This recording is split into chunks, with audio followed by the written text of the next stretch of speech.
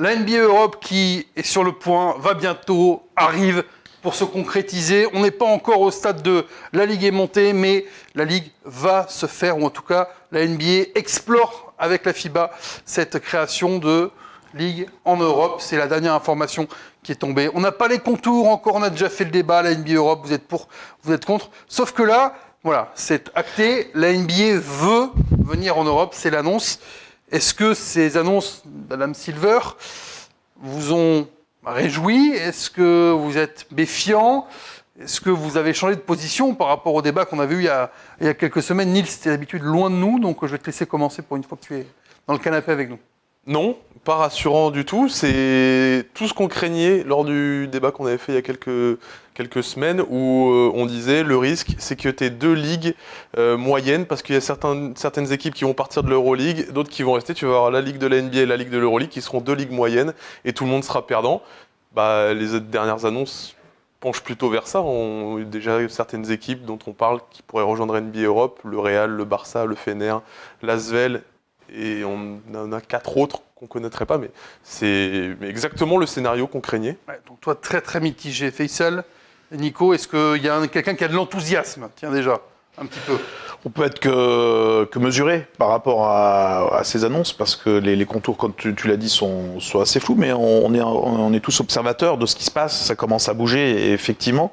Moi j'ai une théorie, en fait, c'est que je pense que la NBA met beaucoup de pression à l'Euroleague et qu'on n'a pas fini encore de voir effectivement les détails de cette... Pour que l'Euroleague cède et s'associe à la NBA pour faire une NBA Euroleague. Oui, je crois qu'il y a déjà eu une rencontre en 2024 entre l'Euroleague et la NBA, donc ça n'a pas abouti. Peut-être que la NBA était un peu trop exigeante. Voilà, c'est une négociation.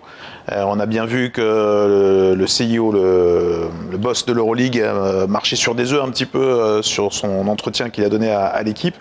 Donc je pense qu'il va y avoir forcément une rencontre, j'espère, entre les deux. On peut pas avoir un nouveau schisme en Europe. Tripartite, selon les infos tu citais l'équipe de notre collègue Yannona, entre déjà la NBA, la FIBA et l'Euroleague en début d'année 2025. Donc ça bouge un peu, mais ça bouge lentement dans la coulisse. Voilà, pour le moment, c'est la NBA qui dicte un petit peu les règles de ce projet.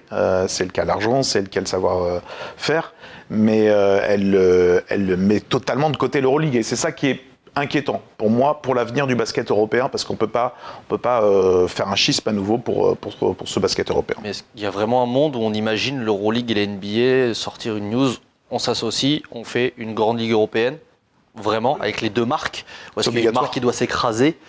Moi, j'ai du mal à voir l'Euroleague dire « Ok, c'est bon, on abdique, vous êtes plus fort que nous. » C'est pas abdiquer, c'est que les deux arrivent à se mettre d'accord. Au final, le problème, c'est presque même pas Euroleague NBA, le problème, c'est presque Euroleague FIBA. C'est ce conflit qui a jamais été réglé. Alors, oui et non. Là, moi, je vois des marques. Moi, je vois le business. T'imagines, la NBA dit « Ok, on fait une ligue ensemble, vous allez gagner de l'argent, par contre, plus de marque Euroleague. L'Euroleague n'existe plus, c'est la NBA. Tu te laisses faire ? Non. Mais est-ce que tu as le choix? Parce que c'est la marque. Est-ce que tu as le choix? Et du coup, tu as le choix. Deux, cette annonce où, pour l'instant, on n'a pas les détails de la Ligue, c'est un peu une ligue hybride, on va avoir peut-être des clubs d'Euroleague, peut-être des clubs qui monteraient via les autres compétitions de la FIBA, peut-être la création de franchises ex nihilo. Moi, pour l'instant, c'est absolument tout ce que je déteste, pour le moment. Tu vois, j'étais plutôt... Pourquoi pas la NBA en Europe, s'il y a un truc qui se monte, si on a une grosse ligue, ça peut être cool. Là, c'est absolument tout ce que j'ai pas envie de voir. Pour l'instant, une deuxième ligue avec la moitié des clubs, un truc montée, descente, mais pas clair, pour finalement te retrouver avec des équipes qui jouent à un niveau qui est moins important face à des équipes qui ont toute la thune et qui ont des super joueurs pour finalement pas rester dans cette ligue, tu vois, ou avoir une wildcard d'un an. Enfin, pour l'instant, c'est trop flou pour avoir un avis complètement tranché, mais c'est vraiment ce que j'ai pas envie de voir pour l'instant. Mais tu parlais de business de la marque Euroleague, enfin, on n'a pas tous les détails, mais il faudrait savoir à quel point la marque Euroleague, qui est une entreprise, a encore du poids dans les prises de décision. On sait que les clubs maintenant ont une grosse importance, que IMG, avec qui il y a un deal qui a été passé sur de nombreuses années, j'ai plus le chiffre en tête, mais aussi a un gros mot, son mot à dire et de manière très importante. Donc, IMG, pour ceux qui nous regardent, nos viewers, nos listeners, oui. Tu peux préciser ce que c'est IMG? C'est la grosse boîte de production, on va dire, qui s'occupe du feed, on appelle ça les images à l'international. Donc ce sont eux qui gèrent les droits aussi de Marketing, droit télé. Le chiffre et la production, durée du contrat, contenu. ils ont beaucoup d'importance dans les prises de décision, notamment Final Four Abu Dhabi, tout ça, il y a eu un gros impact d'IMG. Donc c'est de savoir, ces acteurs-là, que ce soit les clubs et IMG, qu'est-ce qu'ils en pensent de perdre le nom Euroleague et si la NBA, il y avait une association. Mais là, on est dans de l'hypothétique, en vrai. Hypothétique, si on se dit qu'on n'a pas envie de voir 2 ligues moyennes, ça on n'en sait rien, parce qu'il y a quand même un monde où moi j'imagine quand même des joueurs NBA, je vous parle pas de LeBron ou Tatum ou machin, mais je vois quand même des joueurs NBA de bon niveau arriver en Europe, et pas à 32 ans et à 26, 27, 28. Ah oui, ils rêvent en fait. Ouais. Non, je rêve pas. C'est pour ça Tu crois qu'il y a vraiment que les meilleurs joueurs NBA ils vont partir de NBA? J'ai pas dit les meilleurs Pas les joueurs. meilleurs, mais je viens de te bon, dire même- un mec de bon niveau. Même les role-players, tu vois, il y a Youssouf Nurkic qui a dit que c'était une bonne opportunité. Youssouf Nurkic, il va pas quitter la NBA pour venir en NBA Europe. Ça dépend des salaires qu'ils mettent sur la table. Si c'est garanti Ah, 4 NBA. ans, tu vas jouer en Grèce, t'as 10 millions par an, c'est la le NBA même qui salaire, paye. c'est-à-dire qu'il faut générer la même économie en Oui. Europe qu'en NBA. Ce qui est totalement différent. L'économie américaine, tout est concentré vers les 4 grandes ligues pro, le hockey, le baseball, le foot et le basket. Et effectivement, le prix des places, le prix des maillots, les arénas, l'infrastructure, les droits télé, tout est complètement à l'opposé de l'Europe où ce sont des marchés nationaux, où il y a moins de revenus, on dépense moins, il y a moins de business à faire. Et puis le ticket d'entrée proposé par la NBA, il me semble complètement utopiste. 500 millions d'entrées pour avoir le droit de participer à cette compétition, c'est inabordable pour Ça, c'est tous pour les les marchés. franchises qui seraient créées ex nihilo, qui Voilà, n'existent pas aujourd'hui. À part Dubaï ou Abu Dhabi ou qui tu veux, à part les Qataris et l'Arabie Saoudite, je vois pas qui va dépenser 500 millions pour rentrer dans cette ligue. Donc ça veut dire que ça, les noms qui ont été cités, c'est Manchester City évidemment, c'est le PSG qui a été approché, qui a confirmé avoir été Tu approché. mets pas 500 millions dans du basket, hein. Pardon, mais personne, même City, même la Juve, même United, qui vous voulez, mettent pas 500 millions pour du basket. Hein. Je ne le vois pas dans quel monde Le nom c'est possible. NBA, quand tu sais après, potentiellement, il faut voir sur le futur, mais c'est... Oui, mais c'est à perte. Quels sont tes revenus? C'est tout ça, c'est très long à construire. Et on voit bien qu'il y a des annonces, mais il y a aussi une hésitation sur la date. On avait entendu, ça sera prêt dans 2 ans, 2026-2027. Adam Silver a dit 2026, ça sera pas prêt. Donc ça rajoute un petit peu de l'incertitude. Il y a tellement de choses à faire. Non mais là, Tellement de c'est choses. que même venir en frontal face à l'Euroleague, tu te prives de tous les marchés, les Algéris dont on a parlé, les Serbes, voilà. Les Grecs, Tu sais que tu n'auras pas les Grecs, Potentiellement, même les même Turcs s'ils ont envie forcément. d'aller chercher. Voilà, tu n'auras pas tous les marchés possibles et inimaginaux en Europe, et tu pars d'un marché, tu parlais d'économie, où il y a zéro. Si tu prends un PSG basket, Oui. que ce soit vers le rachat de Paris ou n'importe quoi, sûr. prenons un PSG basket. Et tu joues De où base Et tu joues où au PSG Basket? Non, mais Tu peux pas jouer. En, Moi, demi- c'est en encore même 2028, l'étape en d'après, 2028 c'est à Massy. Carpentier. Bah non, NBA à Carpentier. en 2028 non. tu joues quand tu arrives en 2027 ou 2028 à Massy avec toute la nouvelle structure que le PSG va peut-être mettre en place. On va peut-être faire Peut-être. un stade Peut-être. et une salle. Il faut prévoir la construction Ah bah d'une là, salle. t'en as pour 3 à 5 ans minimum. Et c'est grand minimum. Donc ça, il faut multiplier ça par 2, 3 nouvelles places, Bien Manchester, Paris, d'autres en Allemagne, puisqu'il parlait d'un club aussi en Allemagne, mais autre que Berlin. Donc il faut construire aussi des Ça fait beaucoup infrastructures. d'incertitudes. Ça fait beaucoup. Je pense qu'on a encore quelques années devant nous, du coup, où l'Euroleague a le temps de réfléchir à comment se je réinventer. suis pas sûr que l'Euroleague ait le temps. Je suis pas sûr que l'Euroleague ait le temps. C'est là, on s'excite un peu parce qu'il y a beaucoup de choses qui sortent. mais- Nico parlait de pression tout à l'heure. Il y a de ça, et je suis pas sûr que l'Euroleague ait le temps. Ça fait trop longtemps que l'Euroleague attend finalement. Le dernier gros changement majeur, c'est quoi? C'est la poule unique, donc c'est 2016, 16, ouais. mémoire. Mm. Donc ça fait déjà Peut-être changement majeur, peut-être l'an prochain, fait quasiment 10 ans, tu allais dire, pardon. quasiment 10 ans. Ouais. Peut-être que l'année prochaine, nouveau changement majeur avec des conférences. Pas majeur, en vrai. Ah bah, Quand même. Ça va pas oui, mais ça va pas te révolutionner le problème de l'Euroleague, c'est le business de mettre Oui. une conférence ou quoi, ça va pas te... Non, mais tu changes quand même bien la formule en faisant des basket. conférences. C'est ça que je voulais Voilà, tu copies un peu d'ailleurs le modèle Il y a des saisons modèle régulières, NBA. playoff. C'est que tu copies pas les bonnes choses. Le problème de l'Euroleague, c'est pas le format Sportif. sportif, c'est Non. le format économique. En fait, ce qu'il faut, c'est un diffuseur pour le continent, chose qui aujourd'hui n'est pas possible. Tu as Non. des diffuseurs par pays, c'est des trucs business. Enfin, Il y a trop. Tu compares un pays à un continent.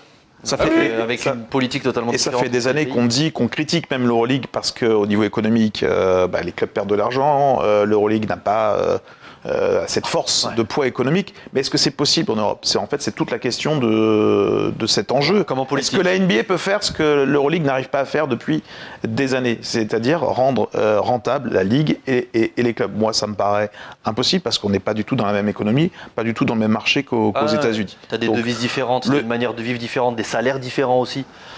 C'est compliqué. Hein. Et puis le sport numéro 1 en Europe, pays par pays, ça reste toujours le foot. Hein. Donc tu as des niches. Voilà, tu as des niches dans certains pays, mais c'est pas un sport assez global au niveau européen, même si c'est un sport majeur, collectif, ça restera toujours derrière. Donc si c'est compliqué d'imaginer une uniformisation un petit peu à l'européenne, est-ce que l'Euroleague va pas se dire bon bah allons avec l'argent de la NBA parce que bah nous en fait on va jamais s'en sortir, même si pour l'instant ça marche, mais là comme tu disais il y a de la pression.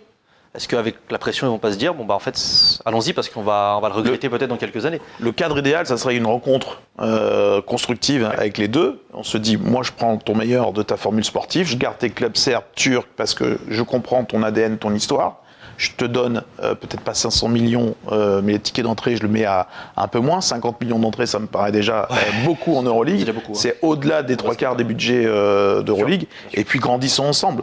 Voilà, mais posons une base de construction commune. Quoi. La culture, l'histoire, la ferveur même, ce sont les gros arguments de l'interview que Paulus Motiejunas a donné à l'équipe notamment. Et c'est vrai que ça tu fais. La NBA arrive en Europe. Ok, les franchises créées comme ça, il n'y a pas d'histoire. Si tu vas chercher L'Oréal, Barcelone, Fenerbahçe et Asvel, c'est ça les 4 qu'on avait dit qui étaient... Fener, Asvel et les 2 Espagnols, Barça. Alors, sur le papier. Prends les 4. C'est bien, tu as un peu d'histoire avec Real Barça. Elles sont où les rivalités? Tu écris une nouvelle page.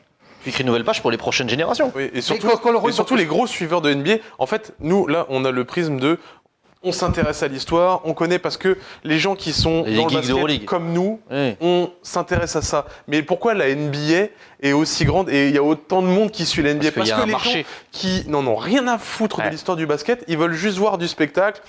Et la NBA marche pour ça, parce qu'elle va chercher toute cette partie de la population qui n'est pas pro-basket, mais qui s'intéresse aux produits, à l'environnement, à la hype autour de la NBA. Et en fait, c'est ça, c'est que tu vas créer des nouveaux clubs qui n'auront pas d'histoire, mais tu auras la hype NBA, ce sera quelque chose qui sera dans la culture, et tu vas aller récupérer toute la frange de la population qui s'intéresse au basket, mais qui n'en a rien à faire de l'histoire. Non, parce qu'aujourd'hui, tu regardes, c'est quoi? Les gens qui s'intéressent au basket, ils vont voir un highlight sur le réseau NBA. Oui. Ça va les faire consommer NBA. Tu auras toujours la NBA. Tu auras toujours la NBA. Ça reste le mot NBA. Toi, tu es dans le truc de... moi, je m'intéresse au jeu, je m'intéresse à l'histoire et tout ça. Parce que tu es dans ce prisme-là. Je réponds à ton argument. Ça va attirer des gens vers. Ça va attirer des gens vers comment? Et surtout, ça va attirer des gens vers. C'est pour attirer des gens... Pour regarder. Mais c'est pour attirer des gens pour regarder, pour consommer. Non, je suis pas sûr que les gens, hors basket soient très intéressés. Ce que tu vas récupérer, c'est tous les gens qui suivent déjà la NBA et qui suivent les matchs. Mais absolument pas. La NBA, si tu suis la NBA, tu dis... non, parce que les joueurs, ils sont pas là. Les Paris Capitals. Ouais, là, par contre, je suis pas d'accord avec toi. Parce que ce sera sur le League Pass que tu y auras accès, que... Il y a 1200 matchs de saison régulière déjà. Nils, qu'est-ce que tu vas le nom NBA. Les Paris Capitals. Paris Capitals à 21h et pas à 3. Toi, ça, c'est ta vision, parce que t'en as rien à faire, mais tu comprends pas qu'il y a beaucoup de gens qui n'ont pas ta vision. Non, je comprends pas. Je comprends pas pourquoi les gens votent à... Il y a des gens avec qui tu vas... Tu vas dans des bars, tu commences à parler de basket. Va dans les bars, Fred. Il va venir te parler, qui va te dire « Ah, j'adore le basket, moi, putain, LeBron James, Stephen Curry, c'est vraiment incroyable. » Et puis tu vas lui parler de 3 autres joueurs, il va te dire... Mais il aura vu 3. Il verra pas Steph Curry à Manchester City. Et c'est des mecs quand même c'est des mecs qui sont abonnés au League Pass parce qu'ils veulent le regarder. Mais non, là, les mecs abonnés au League Pass, ils sont déjà intéressés par le jeu. Tu ne peux pas faire la copie conforme de ce tu t'intéresses de loin de ce qu'est la NBA en Europe. C'est pas possible. Tu peux pas faire Manchester City Storm, si tu veux, de A à Z en pensant que ça va être une réussite totale. Il n'y a pas de basket à Manchester. C'est le club que tu m'as dit. Non, il disait si ça, les Manchester Storm, si ça s'appelle un nom, tu vois. La création des franchises, vous avez compris. Les United, non, mais ce sera vos idées en commentaire. Pour moi, oui, le nom NBA déjà va attirer des gens par curiosité. Le grand public. Ils vont Pense réussir au à grand te faire un public. marketing autour pour te vendre ça, Ça- et les gens vont adhérer. T'as des gens qui n'en ont rien à faire du basket, mais qui seront en mode « Ah, Manchester City, c'est mon club, je vais quand même voir. » Regarde le Paris Basketball, le nombre de gens qui ont été ramenés, qui... Il y a des exemples. Quand la NFL Europe a déjà essayé, la NFL en Europe. Bon, ça a marché quelques années, ça a pris en Espagne, ça a pris en Allemagne. Mais le football américain a une beaucoup moins grande importance en Europe Que le basket. Mondialisé. Aujourd'hui, tu pars sur Alors, quelque prenons un chose. autre exemple. La BAL Oui. en Afrique. Succès, échec. C'est un semi-échec quand même. Parce que ça crée oui. un petit peu de la professionnalisation en Afrique. Voilà, c'est plus ça. Mais- Je trouve que c'est. Objectif, c'est mais pas le même objectif. c'est pas le même objectif. L'objectif est vraiment de la D'accord, formation et de mais l'accompagnement. qui et regarde professionnalisé. ici la BAL? Ah, c'est continental. Alors moi, je vais te surprendre. Là, pour le coup, Non, c'est pas du tout. continental. Je Non, vais c'est te regarder la balle. c'est désolé. continental. Mais ça a mis, je sais on a travaillé dessus pour un autre média. Je veux dire, si il y a c'est quelques pour années. créer d'autres matchs, comme tu disais, d'autres matchs, une ligue concurrente à l'Euroleague, la NBA fait fausse route. Je ne veux pas leur donner de leçon. Bien sûr, Mais bien sûr. encore une fois, réunissons les deux qualités des deux produits, effectivement le savoir-faire, J'aimerais le bien. business, le marketing, et gardons les places fortes de l'Euroleague et n'allons pas chercher... Je pense que c'est utopiste. On est d'accord que d'imaginer deux ligues, ça. c'est pas viable. Jamais de la vie. Impossible, c'est impossible. On a déjà- Sportivement, non. Comme vous l'avez dit, on va se retrouver avec trop de grosses disparités entre les clubs. Si sportivement non, donc économiquement non plus, Bah, et non. donc médiatiquement, comme tu le disais, non plus. Je pense qu'il y en a un qui va bouffer l'autre. Je pense qu'au final, il y en aura un qui Ils bouffera sont l'autre d'accord. et c'est l'argent qui va donner la réponse. Il y a plus de chances Pour que la la NBA. NBA va bouffer l'Euroleague.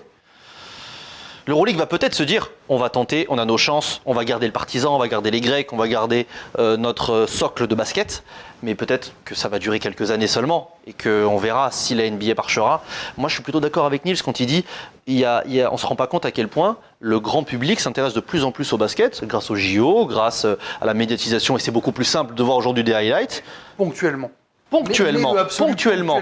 le grand Ponctuellement, public pourquoi ne s'intéresse- Ponctuellement, ne s'intéresse pourquoi pas à ce qu'on ne lui montre pas. Non, déjà, ponctuellement de base. pourquoi? Sans faire offense à la Betclic Elite, quand tu es en France et que tu te dis c'est le Portel contre Roanne, ça donne pas envie. Pardon, mais ça donne pas envie. Par contre, on te dit, Le Portal contre Rouen. voilà, non mais, voilà, dans une salle de 2000 personnes, à 16h30 le samedi ou à 17h le samedi. 3008, 4000. Allez, 3008. Par contre, demain, on te dit, j'ai le PSG avec la marque PSG qui va jouer à l'Adidas Arena ou qui va jouer à Bercy pendant X années, on n'en sait rien, ou dans une nouvelle salle de 10 000 personnes, qui va affronter Manchester United avec Evan Fournier qui est à Paris et avec United, un gros nom aussi. Ah, ça donne envie de s'y intéresser. Et le Ok. public qui va se dire, qui n'est pas forcément geek comme nous de basket, va se dire, mais pourquoi pas, ça a l'air intéressant, c'est à 21h, on peut regarder et il y a des gens que je connais. Mais t'as dit un truc. Et une marque T'as dit, intéressante. On peut regarder. Oui, On peut regarder, c'est très important. Donc, c'est du sur potentiel. cette ligue-là, Oui. tu dois être en clair, par exemple. Pas forcément. Tu vas avec un diffuseur fort, comme Squeak, par exemple, où tu vas voir Canal, tu vas voir Amazon, tu vas voir Personne n'a Bein. rigolé. Personne Ceci n'a n'est rigolé. pas une annonce, attention. Oui, attention, non mais. Non, on a passé le 1er avril. Ouais, ouais. Personne n'a craqué. C'est vrai, c'est vrai, c'est Personne n'a vrai. craqué, On est le 2 avril, on est le 2 avril. Non mais voilà. Bien Pau Gasol d'ailleurs à la tête de cette ligue. Ouais, pourquoi pas quelle belle idée. Non, tu vas vers un diffuseur qui te permet d'aller voir le plus de monde possible ou qui te réunit le plus de basket possible. Je pense que ça peut intéresser des gens et pas forcément des geeks comme nous de basket depuis des années. Tu as un nouveau public à aller chercher, un public familial, un public même jeune qui n'a pas l'occasion de là, regarder on des matchs à parle- 3h du On matin. parle que public et téléspectateurs, mais aussi toute la Puis les marques. frange marque Ouais, bien sûr. qui est quand même très importante. Business. Rien que le nom NBA va ramener